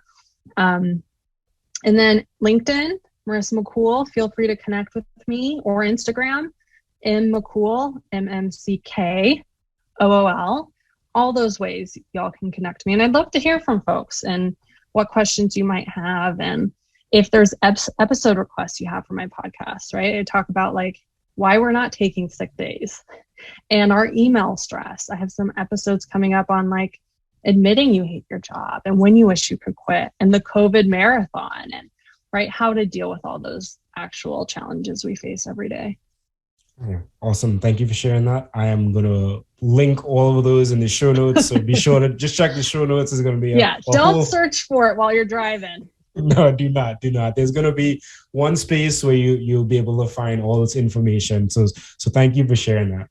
I wanted to ask, like, starting this business, what was the first service that you offered as a business, and what has that evolution been like for you? It's almost been a year now. So tell me about that progression.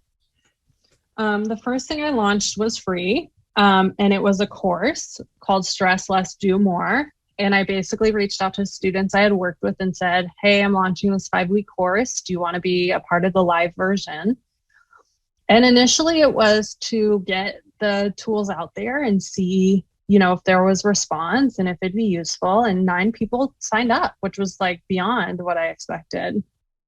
And it was really, really useful. And then I went into offering one-on-one coaching. And actually I launched my podcast first.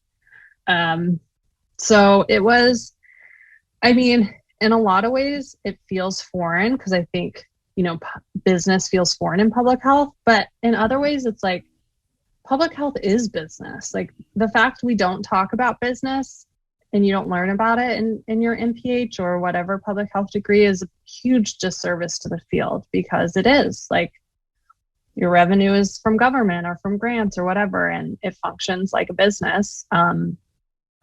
It doesn't have to function like just like businesses that, have different purposes for their revenue. But the more and more I'm working in this business, the more and more I'm like, what I'm learning, public health leaders should be learning. And not just leaders, like employees, to understand the bigger picture of sustainability and how we do this work. Yeah, absolutely. And tell me more about your podcast. It's called Thoughts Are Your Root Cause podcast. So tell me more about that. Yeah. So I like to describe it a couple different ways, but let's take upstream and downstream. So for folks that might not be familiar, when we in public health talk about upstream and downstream, traditionally the medical model and social work model and other models might be working downstream. So working kind of at the symptoms, right? So whether that's like diabetes, like treatment, right? Stuff like that. Or if you think about environmental purposes, like thinking about the contaminated water. But in public health, we like to think upstream. So like what was happening upstream that led to that downstream effect? So was the factory, polluting the water? Was the genetics having a factor to do with the diabetes? Like thinking upstream, because from a public health perspective, if you prevent what's going on upstream, you're preventing what's going on downstream and on a much larger level. So same thing, I think, with our mindset. So when we think about our life and our challenges, we often think downstream. right? So like I got rejected or I'm not reaching my goals or whatnot. We're not going upstream to our brain very often. And our brain drives all of our actions and results. All right. So our thoughts, the way we think consciously or unconsciously, create our emotion, right? Like if I'm constantly telling myself, you're not good enough, that feels like shame. Like I'm creating shame in my body, which drives the action of like hiding out and not wanting to put myself out there and being afraid of rejection and keeping myself small, and results in me not like working towards my goals. And a lot of times we stay in the action space. What can I do differently? Which has its place. But if I'm changing my actions, but still feeling shame and still telling myself I'm not good enough, I don't think those actions are going to get me very far, or it's going to take a lot longer. So if we go upstream to how we're thinking and work through our thoughts and how we talk to ourselves and our beliefs, it will have a huge effect downstream, like, and long-term impacts. Because if we change how we believe now, like that impacts the rest of our life. So on the podcast, I talk about that in very different ways, like how we apply it, what are some concrete tools you can use right now, how do you understand it, how do you examine your brain, why do we have these beliefs, like all the things. Okay, that's awesome. And yeah, be sure to check that out. As I said earlier, or as I alluded to earlier in the show, some things are coming, so just be on the lookout for that. Be sure to subscribe to this podcast, as well as subscribe to Thoughts Are Your Root Cause podcast, Marissa McKool's podcast, and you all will be in the loop for that when that does come out. Is there anything else you wanted to share about your business before we move you on to where do you see yourself in the future? Oh, I think that's generally it. I mean, there's exciting things to come. I'm new energy 2022. So I think the exciting thing about business is like the constant creativity and ability to evolve and offer new things and do new things. So like, it's just better for like same with you and what you're doing. It's like everyone who's listening, like there's creativity coming and exciting things to come. So just, tune in on the channels and you'll find out. Absolutely. And be sure to follow Marissa on Instagram as well, and that is MMCKOOL or M McKool on Instagram. So moving on, where do you want to see yourself in the future? Okay, here's my big business goal. Mm-hmm. In 5 years, I want to have made $1 million. Mm-hmm. And I share that for a couple of reasons. One is because when I think about that, I think about how many people in public health have had their minds be transformed and their day-to-day lives changed because of learning these tools and working with me.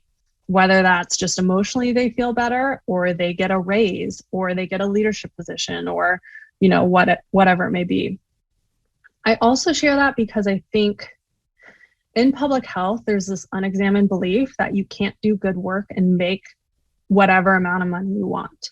And we also have this underlying belief that like money is bad and it's evil. Or if you have money, you have to give it away. And we have all these money mindset beliefs that I think I'm still working through mine. And we certainly are influenced in public health, like by even the public health model. You could even argue the model of, our country needing nonprofits and not funding, like things in a different model as contributing to our money mindset. So I share my money goal for all of you listening who maybe feel like you can't make good money in public health, or it's bad if you make money, or if you go to the for-profit side, like consulting, or, go to Deloitte or Mathematica or any of those, and then it's bad. I heard that a lot in grad school.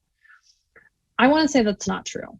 I want to say our beliefs about money come from a very oppressive aspect of capitalism that has leveraged racism and sexism and all the isms.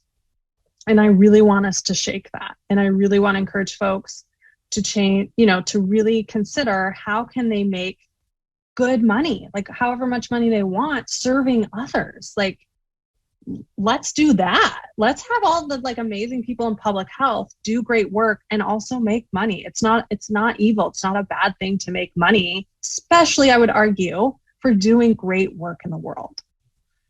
So that's my big 5-year goal. And you can call me in 5 years and we'll see where I'm at. I will call you in 5 years. No worries about that. But yeah, I love that you shared that. And I think that everything that you said there, I think resonates with me. I've had to think through all of these types of things. And I think when we look at businesses are solving a problem, helping people, helping communities. Public health does the same thing, but we don't get paid or recognition in the same type of way. And I think that, as you said, shifting that mindset is so important, because there's nothing inherently bad with money. Money is a tool that we all use, and having more of it helps us help more people. So why not have more people with a good mind and heart get more money to help more people in Kenya? So I'm all for that. Get your bag, girl. Yeah, I've also heard this said by a couple different people.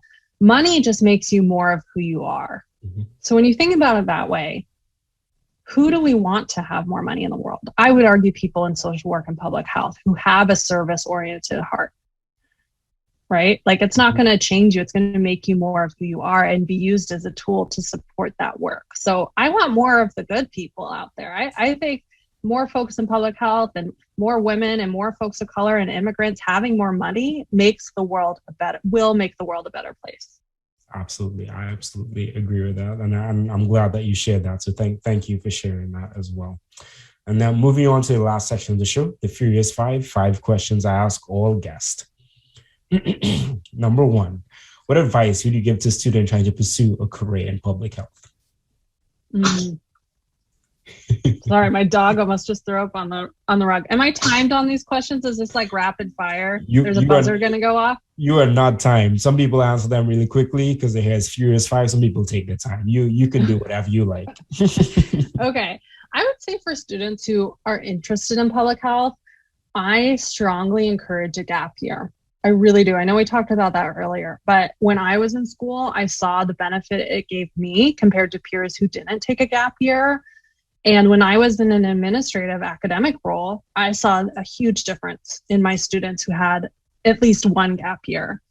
And I know it can feel challenging to wait a year, but I would really, really encourage you, if you can do that, to at least wait a year before you go to grad school, because that investment of time in 1 year, I think that investment, the return on investment will be tenfold in your career. I think it's solely worth it. So you got to have the long view vision of that investment playing out. Absolutely. I definitely think that is great advice. And I'm more and more seeing why people say that and the value in it. And I think especially considering a lot of people go into the MPH not really knowing what they want to do after, there's so much value in taking time, because I'm helping a friend apply for MPH programs right now, and they're not cheap. They're no way cheap, and it blows my mind that they're so expensive. But that's a whole other conversation. But yeah, I like that a lot. So thank you for sharing that. Number 2, if you were talking to someone wanting to get in your position, what advice would you give them? So I'll answer this as far as someone who wants to get in the executive director role, because I'm guessing most of your audience, right, are thinking about that. Although if you want to go into coaching, reach out to me. I'm happy to mentor you about that. But the path I went on in public health, executive director role, I heard this a long, long time ago. I don't know from who, but it was the best advice. When you start your new job, that's the day you should be thinking about your next job. And it doesn't mean you're on the job boards immediately or you're going to leave in 3 months. But when you take a job, starting to think about what's your next job, it changes your mindset. And this is what I mean. You're going to come across opportunities that you're not sure if you want to take or seem really challenging, or your brain, right, is just going to be no, that seems like a lot of work. If you are in your job thinking about your next job, when those opportunities come up, your approach to it is going to be different. You might have that initial reaction of oh, that seems like a lot of work, or that seems scary. But if you have that perspective, then you might go, this could help me with getting to my next position. This could help me network. This could help me build a skill. This could look good on my resume, right? And you have that longer vision, and that longer vision helps you make decisions in your current job. And it also helps you set boundaries. When I had that vision to become an executive director, my previous roles, when I was offered to do some things that I didn't think served that path for me, I said no. Like, that's a great opportunity, not for me. So I think that's something, to try to implement in your career as you move forward to a leadership role. Yeah, absolutely. And I've read that I can't remember the author of the book, but that's exactly what he said. It's like looking for a job it's a continual process. Like, you never stop looking for a job or looking for the next opportunity.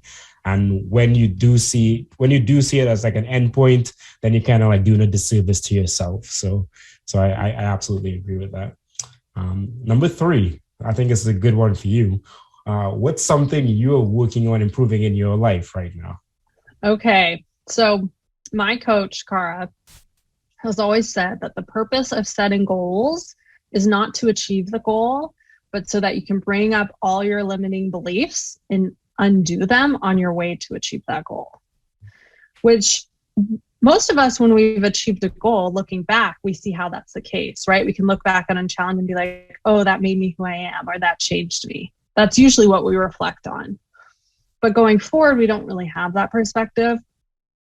So with my business goals, I'm seeing that in action now. And so what's been coming up for me a lot as I'm observing my brain is my brain's desire for external validation, right? For other people to approve of me or to say you're worthy.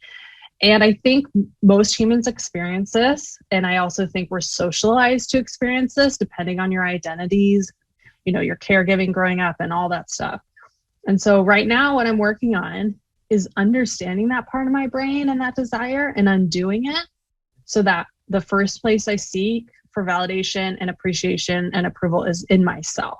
And it's a pattern you have to undo and you have to redirect yourself. And it's a practice, but I think it's going to be so worth it, right? Because who better to invest in than becoming the person that loves yourself and is your own best friend, has your back first.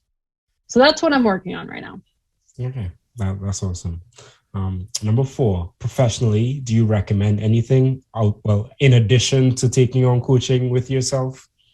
Okay, so I saw that you're going to ask me this. So I have this book here that I'm reading right now. I'm not done. Mm-hmm. I think I'll do a podcast episode on what I learned from it. There are some gaps in it, I would argue, but it's called The Adaptation Advantage. I'm going to show it, but I'm sure it's backwards. So it's by 2 women, and it was published in 2020, so it's fairly recent. And it talks about the future of work. And these women have been doing research in this area.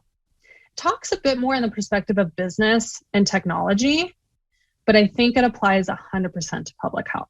And I think anyone working, especially a millennial, needs to read this, because what they argue is that the days of going to school for a specialized skill or specialized topic area and having a career in that space for the rest of your life, even if you jump around organizations, are gone. And what's happening now, because technology and social and cultural norms are changing so fast, our ability mentally to adapt and to learn every couple years new skills and new ideas and adapt to the changing times, that's how work's going to be moving forward. So it's really fascinating to read it and think about, where are my skills? Where is public health going to be in 10 years? How do I think about the future of work now? I mean, public health is going to be behind. It's already behind, but I think it's a great book for anyone to read and think about their future career in the future of work as we come out of this pandemic. I think it's going to be very, very different. And this book gives some interesting insights on that. Yeah, absolutely. I absolutely like that. And I think like we need, as we advance as a society, we need less specialists and more generalists and people who are able to build off of those different knowledge areas and experiences that we do get throughout life and like interrelate them. And I think that's where the real value is. So yeah, I'm definitely adding that book, like many of the other books on this podcast, to my reading list. And definitely, if you do make a podcast about it, I will be sure to listen to that as well. And then last but not least, where can people connect with you? I think the best way to connect is Instagram or LinkedIn. and just listening to my podcast. And if you ever want to reach out via email, my emails are all over those platforms. Love to chat. All right, awesome. And I'll be sure to put a couple of those in the description, and then the rest of all that information, just check out the show notes. There's a whole host of information that's going to be there, so be sure to check that out. But thank you so much for coming on today's episode, Marissa. I really enjoyed this conversation. I hope everyone else does. They should, and if you don't, re-listen to it because you're missing something, because this is a really great conversation. Thank you so much for coming on today. Thanks for having me. I loved it. Thanks everyone for listening. Appreciate it. Yeah, thank you all. And some housekeeping items. Thank you all for watching or listening to this. Greatly appreciate it. Make sure that you subscribe, leave a like, leave a review. That helps get the show out to more people. So definitely do that. Share it with a friend. And if you want to support, you can go to buymeacoffee.com/the PH Millennial. Thank you all so much. See you all next week, or you all will see me next week.